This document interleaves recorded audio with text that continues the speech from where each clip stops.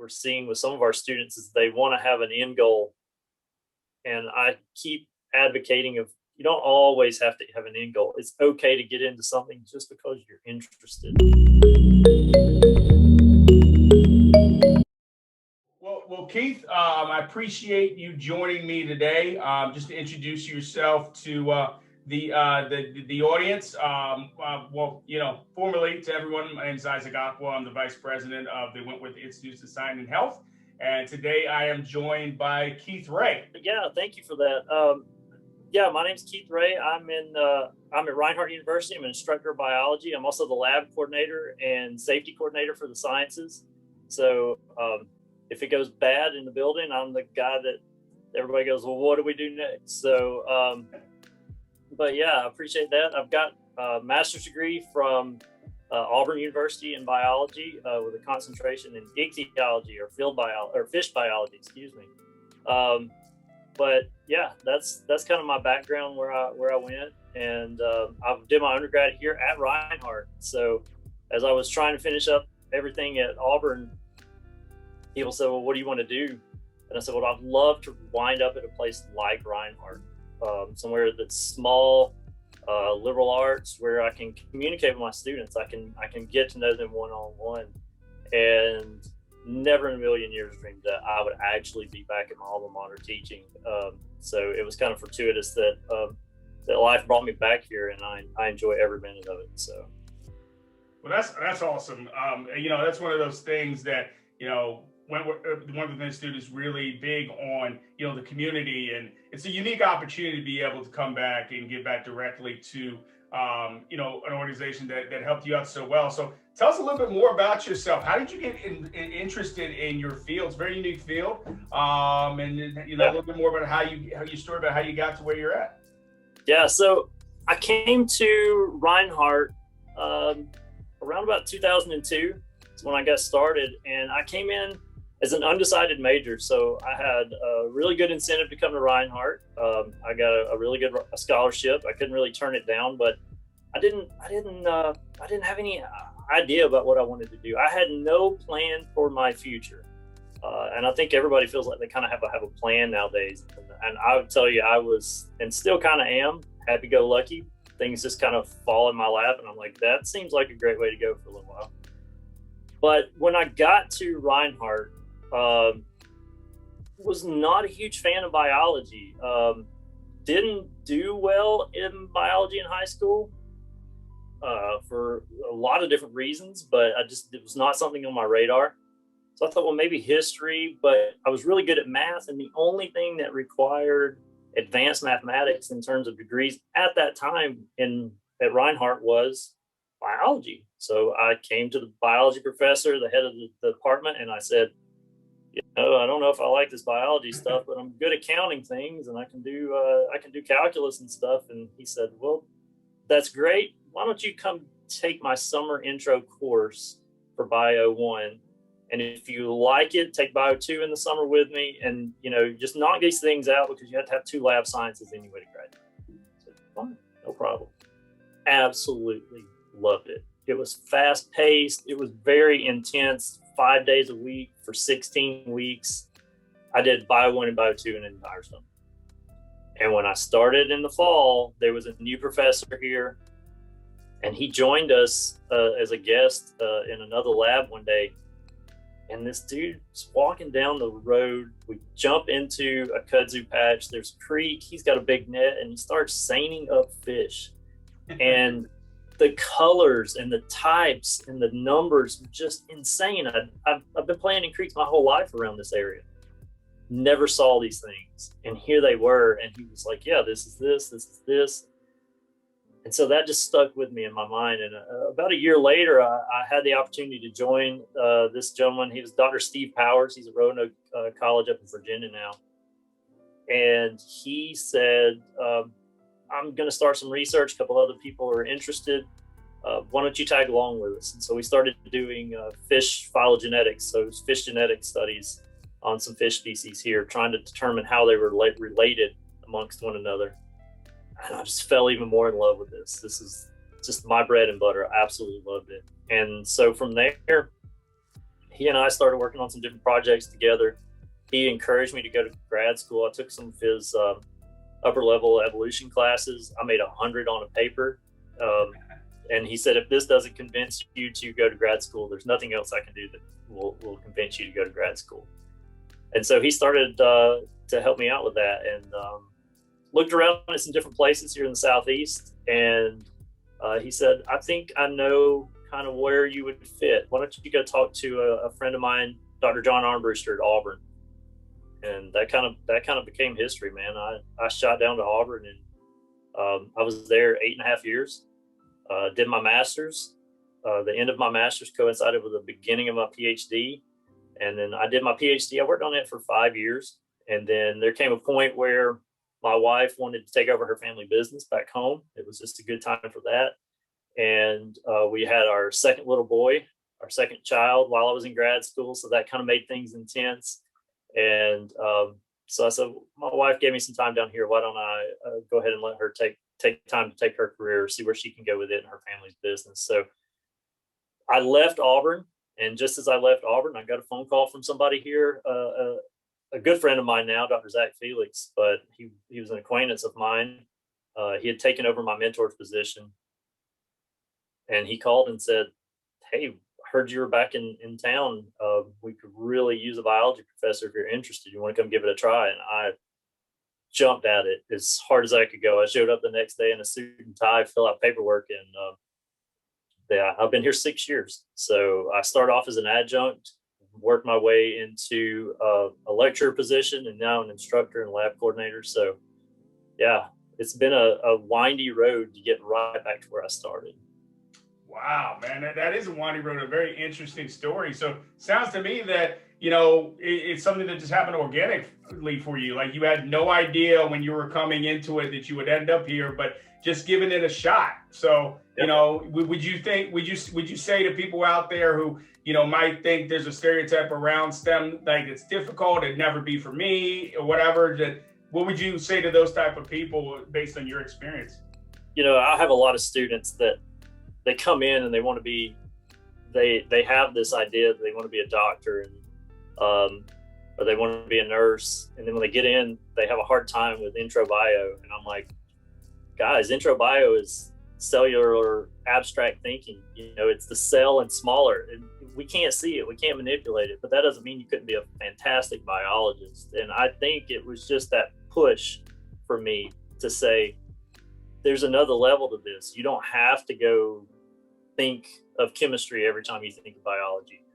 You don't have to be a great chemist. You don't have to be a great mathematician. We need to know about these things, but you can be a great biologist at almost any level and still be able to know that you need to grow in other areas. Don't be afraid of that. And I just kind of let myself fall into it. You know, it was one of those things where, oh, here's an opportunity. You might like this. Well, I do like that. But along the way, I did find out there are things that I don't like. But I didn't stop. I didn't stop my STEM education because I found something I didn't like. I didn't, you know, when I was in undergrad, I almost failed genetics. I got a C in genetics. It was the only C I got in my bio classes and chemistry classes. But I took that difficulty, and when I went to graduate school, I said, I like phylogenetics.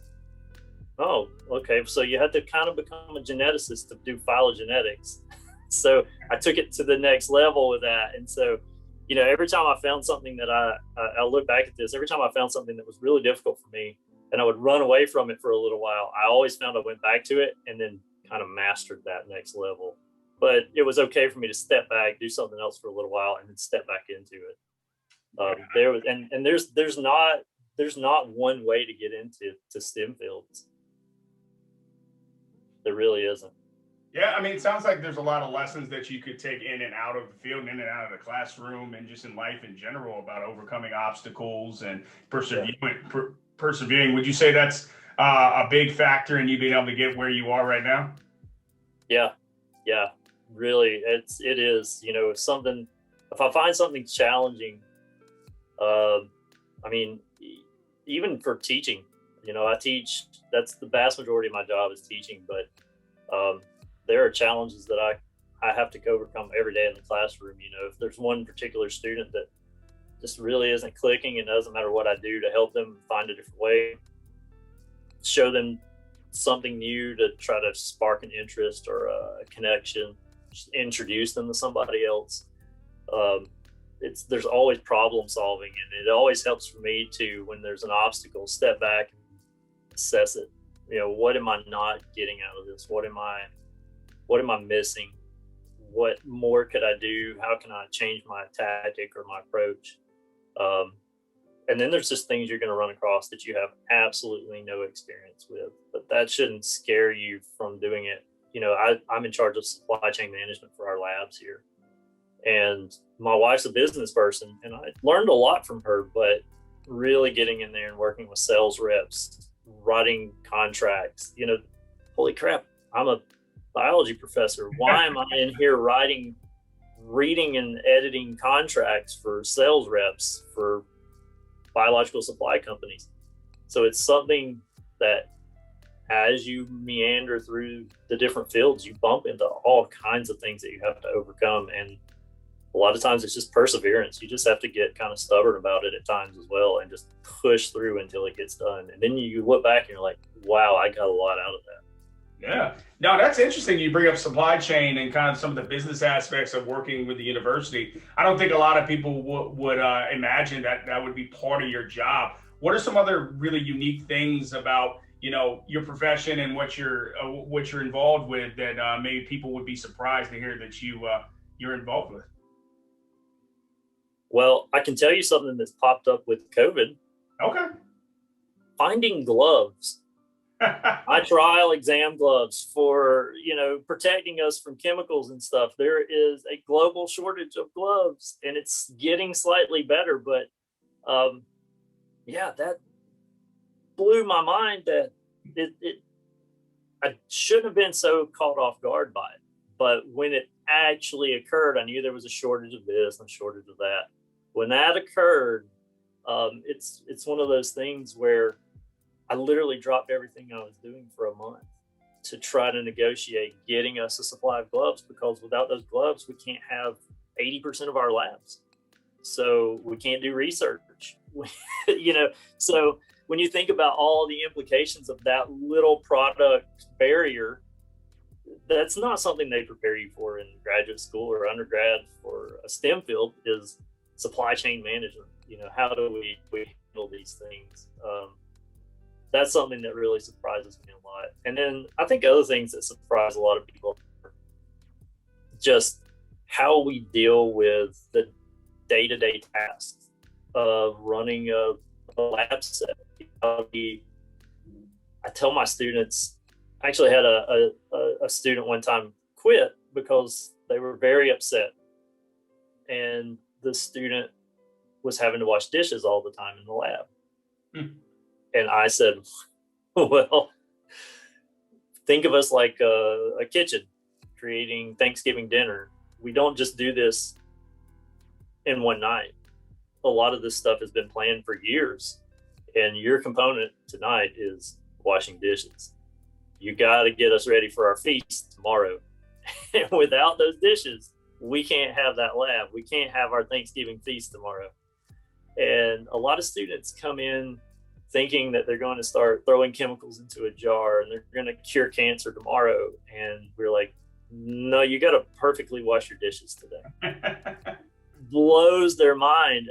And the student found out he was not very good at washing dishes. He probably dropped $500 worth of glassware in the first week he worked. And I said, okay, so we're going to let you have a broom. And when you can perfectly sweep the room with a broom, then we'll let you start washing dishes again. So it's people have a very grandiose idea. And I think I came into the field not having grandiose ideas. I was very grounded in what I knew how to do, which is work hard, problem solve.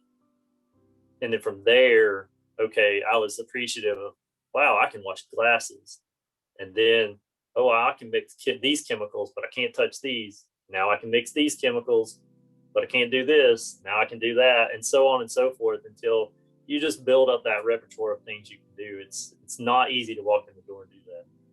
Wow. So, just like with anything, it kind of starts with the basics and builds from there. And, it's an exciting journey. So you spoke a little bit about, your field. Tell us a little bit more about what you're currently working on in your field, what gets you excited about it, and where you see the field going in the future.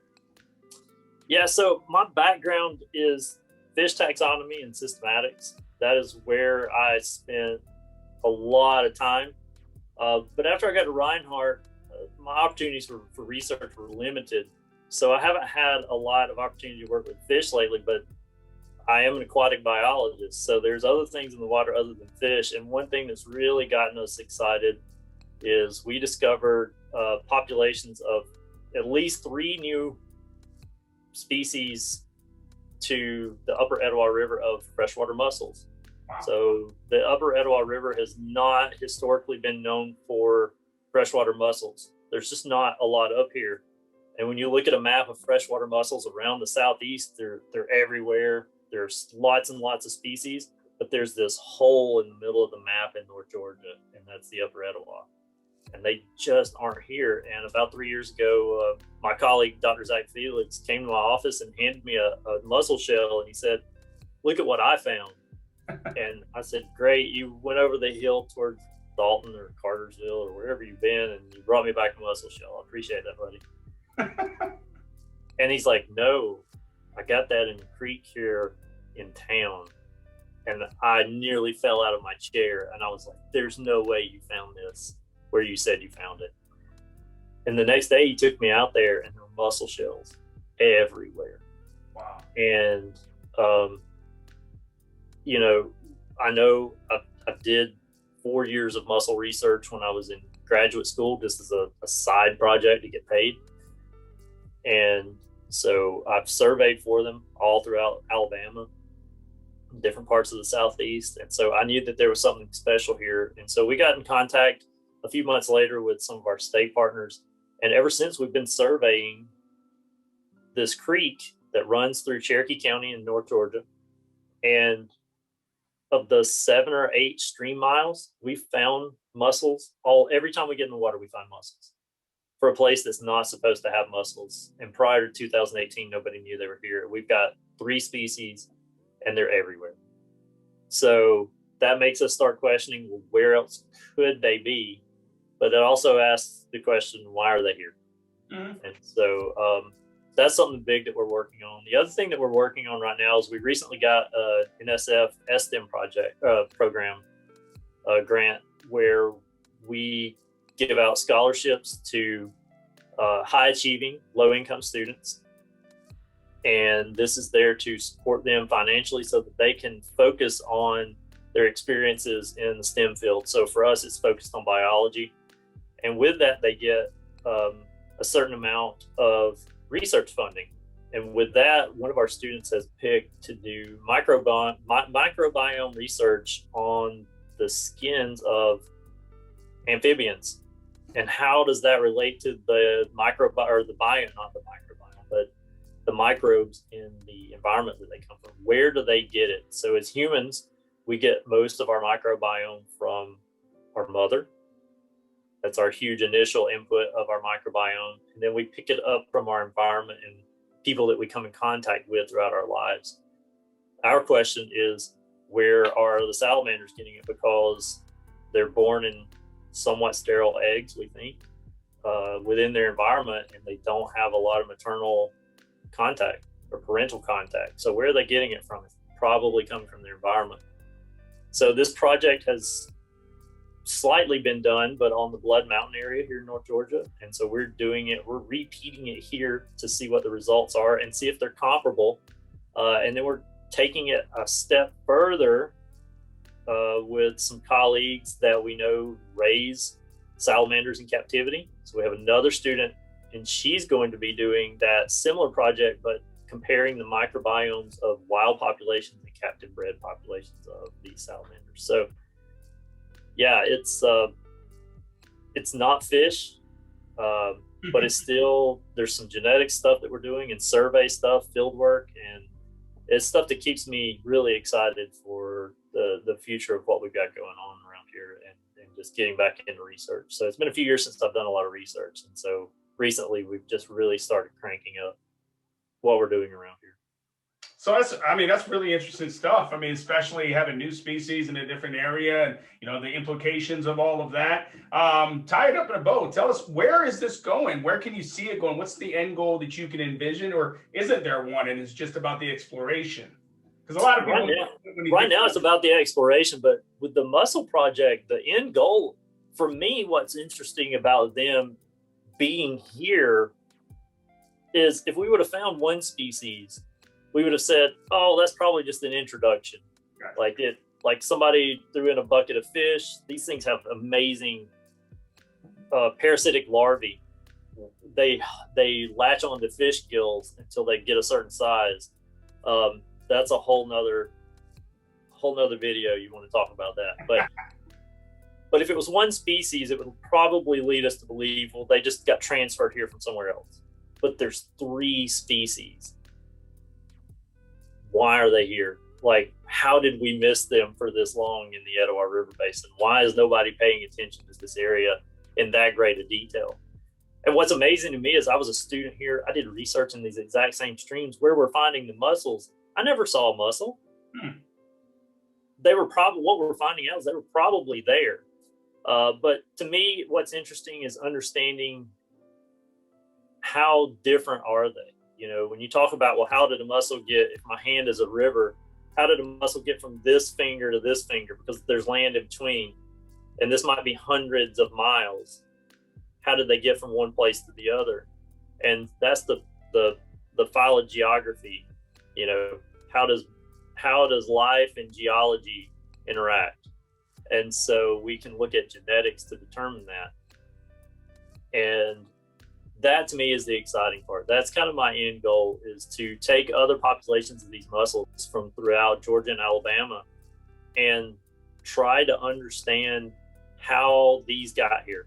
Or are they that unique? I mean, they're highly isolated. And when we get highly isolated populations of animals or any kind of organism across the planet, endemism occurs and speciation really occurs. So you have, genetic isolation, physical isolation, new species kind of pathway. It's not always the same for everything, but that's just generally how it works when we talk about evolution of species. So how unique are these? And so we were trying to gather up partners to help us start building that understanding.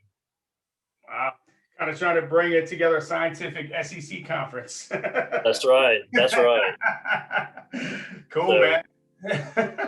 Well, I mean, this is fascinating research, and it's happening right in our backyard, and it's amazing, how many different things can come out of it. I'm wondering if you have any advice for any the next generation of scientists looking to get into such interesting work, especially, from your background of not knowing what you wanted to get into and then being so passionate about it. Maybe there's someone out there who right now is into, liberal arts, or, maybe there is that science students out there who doesn't know, what to do to get involved. What kind of advice would you give for the next generation of people coming up? Well, if they're like me, they can just start talking to people and be a pain in the butt about it.